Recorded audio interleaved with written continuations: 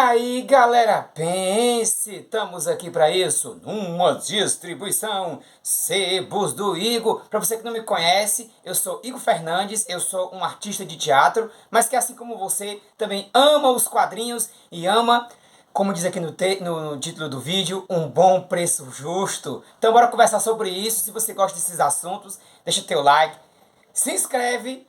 Ah, meu amigo, se você gostar de quadrinhos e você gostar do meu canal, eu fico muito feliz se você se inscrever e der essa força marota rumo aí a essas tão sonhadas 4.000 horas para monetizar esse canal. Quem sabe que sim, quem sabe que não, como diria o ditado popular, pero que sim, pero que não. Então, simbora aviões, sem muitas enrolações. Meus amigos, é o seguinte, é um assunto delicado porque eu tô vendo que tá virando quase que uma trend entre os canais, né? Seja os canais menores, como o meu, por acaso, que é minúsculo, né? Ou seja, entre os canais maiores, sobre essa questão do que é o preço justo. Eu acho que talvez o grande equívoco é a definição do preço justo, porque a resposta curta, rápida e objetiva é: o preço é justo quando cabe no seu bolso. Ponto.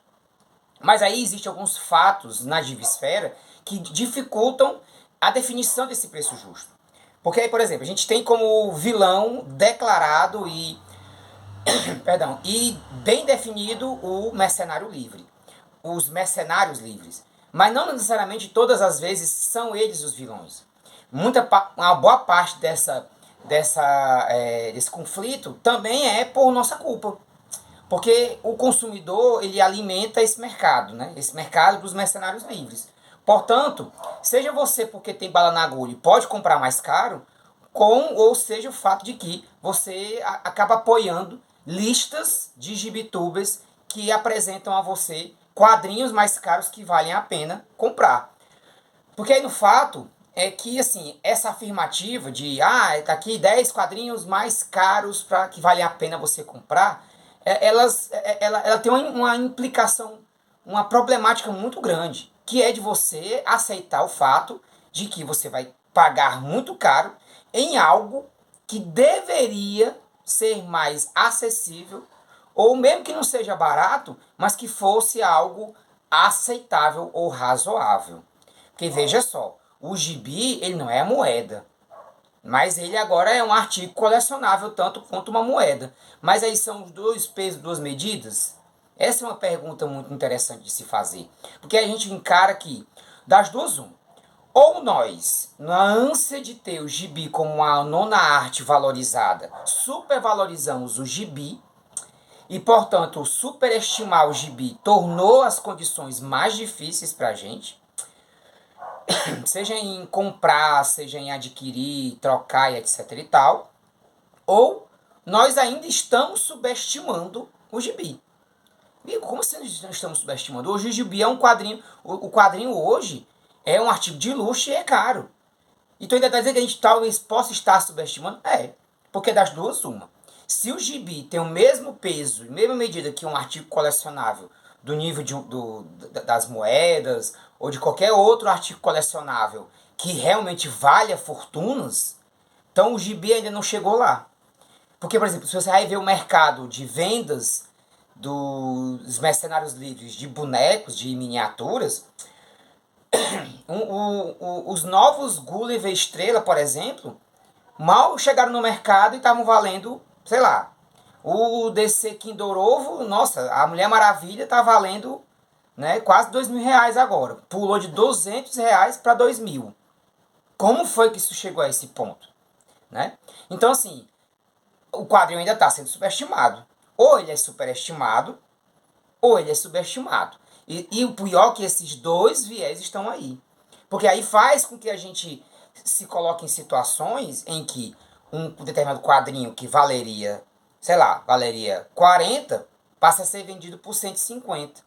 E aí a discrepância, ela é grande. Mas a gente não vê ela como tão grande, por quê? Porque a gente leva em conta alguns fatos, né? Como, por exemplo, a tiragem do quadrinho e ou a dificuldade de encontrá-lo. Porque é fato que existem quadrinhos que são fáceis de encontrar.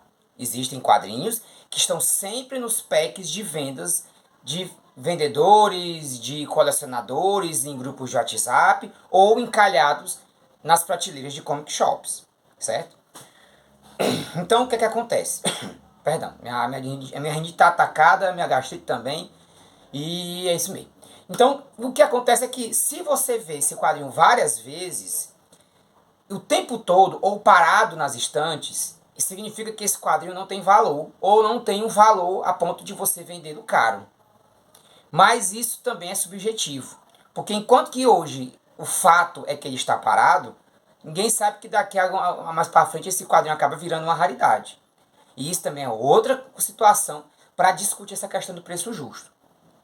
Eu sempre olho a questão do preço justo, para mim, né? Para mim, agora eu vou dar minha opinião pessoal, né? Eu olho para o preço justo da qualidade do quadrinho. Que aí eu sei lá, já vou ter lido, ou já fiquei vendo alguns reviews, e eu digo, né, esse quadrinho, de segunda mão, por exemplo, não vale isso tudo. E aí, claro, eu poderia apresentar uma série de exemplos, mas depois eu pensei melhor e pensei que realmente o exemplo não ajuda nesse caso. Porque aí cada caso vai ser um caso de como você vai olhar para aquele quadrinho que você muito quer. Porque às vezes você vai se colocar em duas posturas. Ou você quer muito quadrinho e está disposto a pagar mais caro porque você quer aquele quadrinho, ou você vai ter a paciência de esperar um bom preço. Porque, por exemplo, às vezes você não vai ter bala na agulha de imediato, mas você quer de imediato. E aí você paga caro e se arrepende. Então, para mim, a questão do preço justo tá também em como você vai ficar com isso depois. Porque aí, para mim, o preço justo é aquele que não te endivida. E aí, isso é um fato. Preço justo, paguei, não me endividei, tá rocheda, pivete. Ponto. Isso aí, para mim, é um fato inegável. Porque aí, se você pagou o preço e se endividou, realmente você se lascou. E aí fica aquela coisa. O preço não foi justo com você, mas foi com quem vendeu, porque quem vendeu faturou, né? Então é preciso a gente ter atenção, é preciso a gente ter paciência para lidar com esse tipo de ânsia, que é a ânsia de ter logo. Porque a gente também vai ter que comparar preços, pesquisar. Eu sei que hoje a galera tá em uma toada muito diferente, né? Assim, antes a galera pesquisava bastante antes de fazer uma compra de um quadrinho. Agora não, a galera vai para um gibituber mal intencionado que precisa vender, tá certo, precisa, mas muitas vezes vai te dar o review honesto que deveria dar sobre aquela edição. Porque um vendedor nunca vai te dizer que um sapato vai estar apertado no calcanhar. Ele vai te dizer a beleza do sapato. E aí, meu amigo, se você vai ficar confortável com ele ou não, te vira, Zé. Então, é isso. É nesse ponto que a gente precisa ser atento. Mesmo que você aceite que o sapato vai estar apertado, vai estar acochado, vai lá e machucar o seu calcanhar, pelo menos que você tenha consciência disso. Eu acho que assim, nada de mal acontece com quem pelo menos já conheça o mal.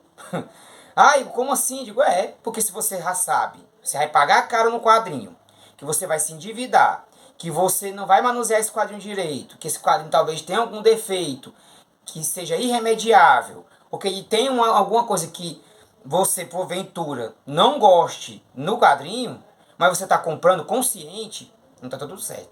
Então, consciência, sabedoria, discernimento, atenção e paciência para conseguir ter o que é preciso na sua coleção.